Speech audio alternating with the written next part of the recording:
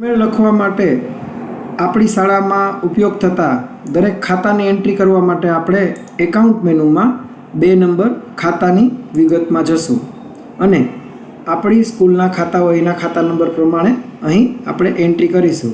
જેમ કે મારે 11 નંબર ઉપર સત્ર ફી આવકનું ખાતું ઓપન કરવું છે, તો હું અહીં ખાતા નંબરમાં 11 નંબર એન્ટર કરીશ. ખાતાનું નામ સત્ર ફી આવક લખીશ અને ખાતાનું ગ્રુપ ફી આવક ગ્રુપ પસંદ કરીશ અને સેવ કરીશ, જેથી આ રેકોર્ડ સેવ થઈ જશે અને ખાતાની વિગત 11 નંબર ઉપર સેવ થઈ જશે. કોઈ પણ ખાતું એક વખત જો ઓપન થઈ ગયું હોય અને તેનો આપણે જો નંબર નાખશું, જેમ કે હું 8 નંબર કરીને એન્ટર કરીશ, 8 નંબર ઉપર એકવાર એક ખાતું ઓપન થયું હશે તો ઓટોમેટિક તેની વિગત આવી જશે. હવે આ વિગત મારે જો સુધારવી હોય તો હું તેમાં વિગત સુધારી પણ શકીશ. તેના માટે અહીં મારે જે પણ વસ્તુ સુધારવી છે તે સુધારો કરી અને સેવ પર ક્લિક કરીશ તો ખાતાની વિગત સુધરી જશે. આવી રીતે આપણે કોઈ પણ ખાતાનું ગ્રુપ પણ જો ચેન્જ કરવા માગતા હોય તો જે તે ખાતું પસંદ કરશું અને તેનું ગ્રુપ પણ આપણે બદલી અને સેવ કરી શકીશું. તેમજ જો આપણે કોઈ ખાતું ડિલીટ કરવા માગતા હોય તો તેનો નંબર નાખીશું, જેમ કે 11 નંબર સત્ર ફી આવક. હવે હું આ ખાતું ડિલીટ કરવા માગું છું તો ખાતા નંબર પસંદ કરી ડિલીટ ઉપર ક્લિક કરશું એટલે આપને પૂછશે કે આપણે રેકોર્ડ ડિલીટ કરવા માગીએ છીએ. આ આપતા આ ખાતું ડિલીટ થઈ જશે. આ ઉપરાંત બેંકની રોકડ રકમ જે બેંકમાં રોકડ હોય છે જમા વર્ષની શરૂઆતમાં, તે એન્ટ્રી કરવા માટે અહીં આપણે એનું ખાતા નંબર નાખીશું. જેમ કે 14 નંબર ઉપર SBIનું ખાતું છે અને તેની અંદર 1500 રૂપિયા બેલેન્સ છે, તો અહીં 1500 રૂપીસ એન્ટર કરીશું ઉધાર અને સેવ કરીશું. આ રીતે દરેક ખાતાની આપણે ઓપનિંગ પણ એન્ટર કરી શકીશું.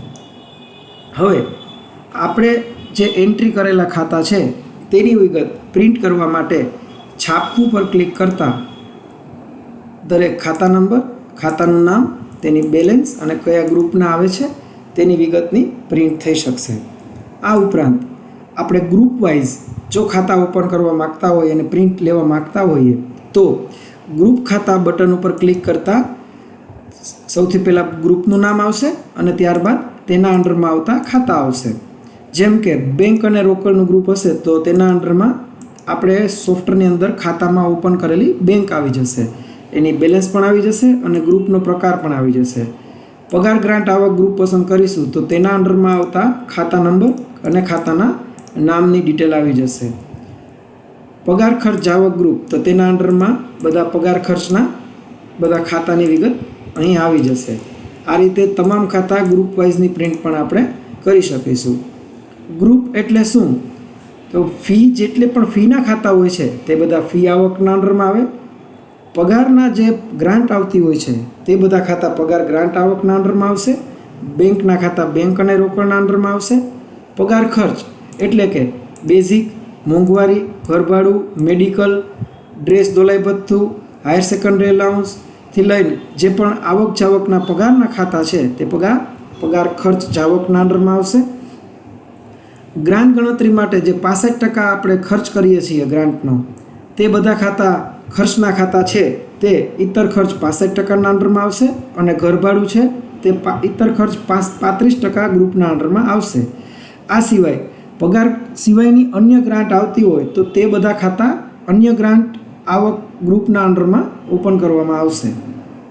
આ રીતે દરેક ખાતા એનું કોઈને કોઈ ગ્રુપના અંડરમાં આપણે સેવ કરીશું. તો આ રીતે આપણે નવા ખાતા બનાવી શકશું, ખાતા ડિલીટ કરી શકશું અને ખાતામાં સુધારો પણ કરી શકીશું.